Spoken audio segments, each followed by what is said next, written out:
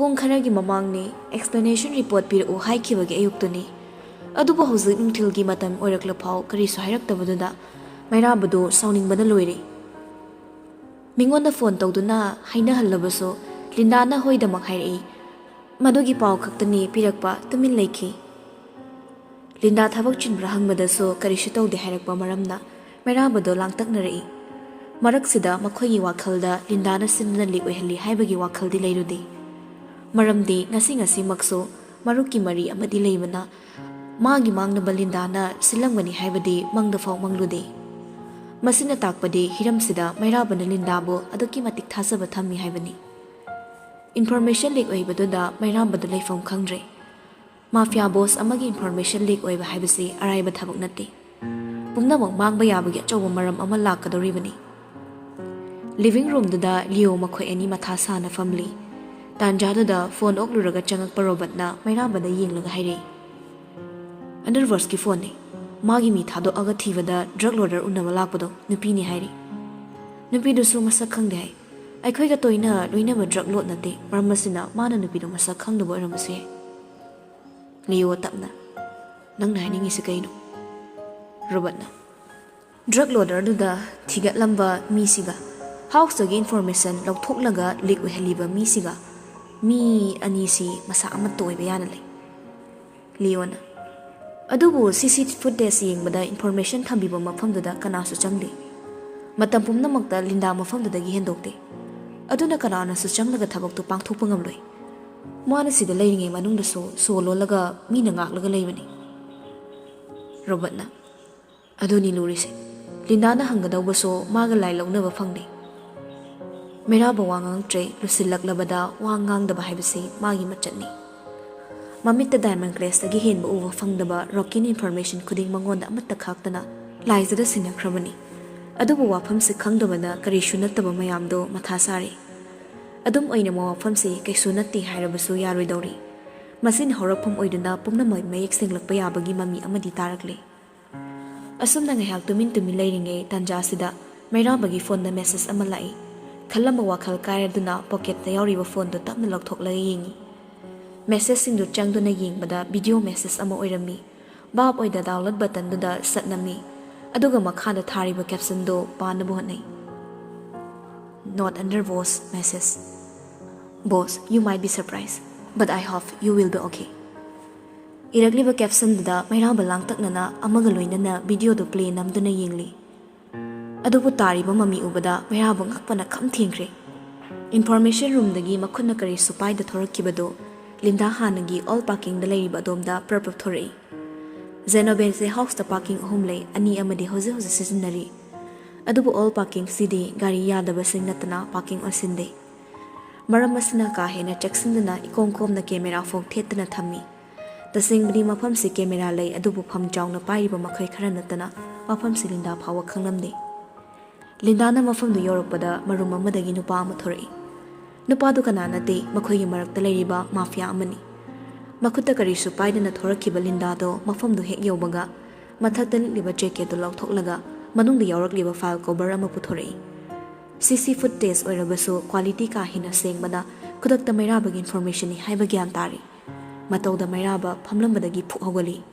Magi matauda Rio Robert aniso ngakna yenglei.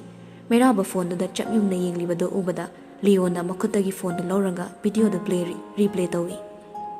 Adubu uriba mami singa do yenglubada makhoi ni su mamit langthoknaraktuna yengnari. Aduga Mairaba da amu yenglei. Sarwa wangang da balam chatuna hoi mai hairamda khonglei thuna ka dudagi thokre. Robert su hatwa Mairaba gi tung ilei. Mairaba na hoza tawrige da basi karino khangbana Leo phone do lauthoklaga kana do call tawri. Paulo kiba khudakta building maton amada helicopter tarakli. Mafam do RK house dagi khara chathoklaga leiba building ni. Nupa hum do wangang de helicopter do da sasar ka khanakre. Aduga khudakta Italy damna paikhatkre. Miku khara gi tungda Italy yoraduna helicopter dagi mathang kumtharakli. Mafam do house dinate not under boss ki mayumdani. Mairaba lakani haibagi pau phangmana hana nangai duna leire. Magi building maton da helicopter hek tabaga Mairaba kumtharakpada ubada purpose chinsinna makok noli. Under boss na It's my honor to meet you, boss. Mairaba tapna. Nupado kadai lay. Under boss na. Aina kaam da thamli. Hazifau gi interrogation amta satadri. Mairaba na wangang da purpop changsin kraga. Teres na kanda thariba sofa da fam thakre. Aduga makok to haifet noal inlaga puthor o haibagum ingitori. Under boss so Mairaba na makok haifet noalaga. Magi mi da amu ingitauki. Leo purpop to min changsilak na fam thari. Linda na tarom misakarino khalubada. Makoiso wakal thokdre. Wangang nindre. Chimbal ipang pangsinkre. Tanjado da pau hek phangbaga phajinuna thamkraba. Lindaga parking do na kiba nupado claktana chinglaga Mairaba gi mangde ithurai. Nupado mai haigalakpada Mairaba phamduna leiramba ubada khangpre khangna tonghalli aduga lalla tawraga solei. Boss. Mairaba masado haifet non tharaga khuningdo khuyongna ngaklaga nupado da munna yengle. Aduga ka hena kandaba khonjelama daire. Agi information do kanada bidoi. Nupado masane kre. Thak thak ning na Mairaba da yenglaga haire. Agi thawaida di kanbiu. Boss agi reality. Agi thawaida di kanbiu. Mairaba nupado phuning bana makhut mareng mareng chatlabani. Adubu mayado haipet chiksili mamidu usilaga sro do tapna hon tharaga haire. Siningdradi wari pumnamakto sing hayo. Ai loin haizage boss. Agi thawaida di kanbiu pumnama haizage. Mairaba masado chumna muk leiraga sofa du da ngathai. Aduga hairo haibagu mangal tu ilei. Nupado so Mairaba gi mang da khurukuda kullaga yamna kina yenglaga haire. Aigi reality. Miss Esposito na aibo afam sida yahonbani. Boss ki information bo Manipur da gi mi amaga thengna duna medu gi makhu yol haidana sinabagi tawkibani. Aigi reality. Wahai da ngasai da gi tumin leirambaliyo sound lauri. Aduk luba wahai dubo nachin lagi irai lain harakpa. Nang kap thokpiyura. Leona sound hogolake tawbada Mairaba makhutna haifet thali. Aduga taptho haibagi moongda ingi tawramnaga nupado da yenglang haire. Makha. Nupado tapna. Miss Esposito na thabak ase pangthokpada 10 million euro pigani haidana aibu convince tawki. Aihangna potsi puraga Manipur da gilakpa nupa amada airport da sinakibani. Nupado kanano haiba ai khangdi. Puduma Miss Esposito na sinmangagtani. Boss ai ira leiti ai tho ai da dikanbiu. Mairaba sounding mana makutto kutum chena tasili. Leo Robert ani suwa pham sitabada sounding manar masa sing do dingli. Mairaba pu hogolaklaga chaplip tu nervous da onsilei. Ai hojima house setkani. Ai lakani haibagi information amata pibe yaro. Kudak da gari thorang to. Aduga nupa siso nakhoi khra checksina puro. Phani boss. Mairaba khonglei thuna purpop thokre. Leo Robert ani so nupa da haifet yenglaga Mairaba gi tung inarakli. Thazaba mangba soundingba pindaba pulapunsin kiduna Mairaba chimbal da yuai ama fau tho haiba yakidre. Ngayaki matungda Genovese house yoraktuna gari dagi mathang kumtharakli. Mairaba ubada mayam do ngakni yengne adubu leiriba kanabu hanna yenglamda Linda gi office leiriba information room aduda tamna lai. I karaba mamit ani duna Linda bu munna yenglaga chungsilai. Mairaban ubada dongwi famlamandagi hogolakpa Linda so Maithong na tariba mamidu ubada noklamba chep leplaga Mairaba da kina yenglaga lepli. Adubu khangaude Mairaba purpop changsilaklaga makut khut chawduna Linda gi oi thama mamaiduda khopangna sapu kanna thari. Leimai du kraba Linda bu laktuna chingkhatuna walduda namsilaga I karaba mamituna yenglaga hairi. Nang torisi kaino. Wahai du tabada Linda mana lona thokna tawwa thabak khuding Mairaba na khangkhrai ba gyan tari. Sauba saktam do mahabu chado kha yengliba Mairaba bu ubada kiba na mapi tarakli. Mairaba bu kini yenglaga khonjal nikna kauri. Mairaba. Matawduda hena sounding laktuna Mairaba Linda gi pambom anido pairanga asado walduda hena kannan insilaga lauri. Nang no taisi kaino haibani. Linda pakhatna kaplaga. Ai kaisu tawdi kanana kari haisleino. Ai kaisu tawdi. Mairaba aibu thazo. Mairaba mayado krakak chungsilaga Linda bu hena munna yenglaga haire. Nafamdagi aina taningliba wahidi nangni hena khangwani. Nang aibu munna khangwanatra. Fazana hairingisida asengba chungmado hairo. Nangna nupi oireso nara leiraba Mairaba da fair punishment leite. Nakoktagi na khong fawba hingda maset setlaga hatpa ngami haibase nang kawgano. Sibadi laibani. Khangadoriba chaina duna maruni. Sidagi hen masai na ama phangnindraba aibu wa yang ahan gano Linda upai leita Mairaba bu yingli hik hik jingbo makhai kaplaga mamai du tapna non thakre adumna kaklau buduna tawrabaso te thagadaba Mairaba nate mamai do mu tapna non khalaklaga munde yingli Mairaba da Mairaba ai lan khre Mairaba hai budu tade adogi mahot mami saktruk yinglaga magi pakhom piu haibagi mit ingli yingli mit yingdudagi thaiba ngamgadaba kanasu leite Linda kapna wari pumba tapna lirakli matau karamna mani idengi nangta satkiba aduga Rocky-ga amok thengnaba leak oikiba information do kanagi makhutta yaukiba plan sinakiba amadi pangthokkiba pumnamak amada chithada lirakli wai singdu tabada Mairaba da natana mayam do loina ngakli mikup sida Robert Linda bu makhut pin hatingli adubu ma khutum chena taduna asawbadu phathana buhani wari singdu taraba tung mikup sida Linda gi saktam uba maktana hin asawbo irakli Mairaba mamito amuktang chen oisilli aduga sordo tapna honthoraklaga makhut aniduna supai paisilaga Linda bu leimaida laktani inthui aduga sauna lauri dolai tong halaga pubiba amang bu uraga chongthaki buhui nangdi amang sangduda napunsi supalelo nang mangna sumna torongani haibadi ai mangdo fo mangludabani khuraki ina lai saba Mairaba igi punsida thokle Rocky gi langla langsi amatta nafamdagi hangloi ai Mairaba ni aigi surprise le adubu nangbudi lemna khak tharui Linda chansilak laga Mairaba gi makhong ko laga kapai Mairaba ai lale Mairaba ai bum tangak piu ai lale pumda bakse nangbu nuksibagi neba ai nangbu nuksi Mairaba ai bungak piu mana ngangni badu tabada Mairaba makhong da koliba Linda bu laktana kauthorak laga yepli ba nongmai do satori Linda so ngakni yingle nongmai do ubada hina pakhat akaplakli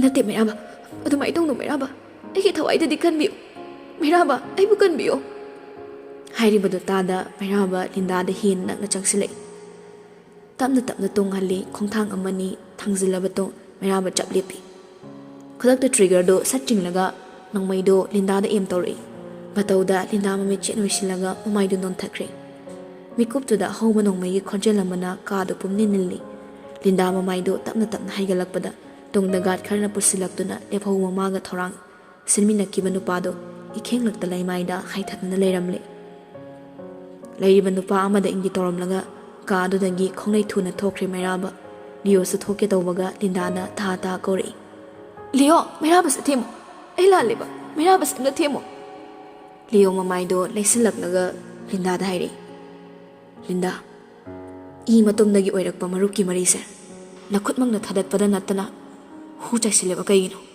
nangna tawbana nangna fangmani aikhoi warogano wahise hairamlaga Leo Robert ani so Linda bu hanna yenglamda kadudagi prapap thokre Linda di thokiba sing adu yenglaga chakna kaphauri numit simadi Mairaba Manipur da handre pisak pikningai dagi tinarakpani lanfam kaya da khut samduna amana magidama mang thaduna thawai khubak ta habdaduna yingnabo khuding maithiba pimina kibani asuk nakpo marupna yeknabo oirakpada makhoi warip amata lokfom khangdre adubu lainungi kaisum sangduda Linda bu namsinduna thamkre mafamduda leiba bandi singado nongmada chak tengkot macha amakhak pizai tumpham supide phamungdagi laerdana tharaga tumbagi phizet ama phau pidana thamliba mafamni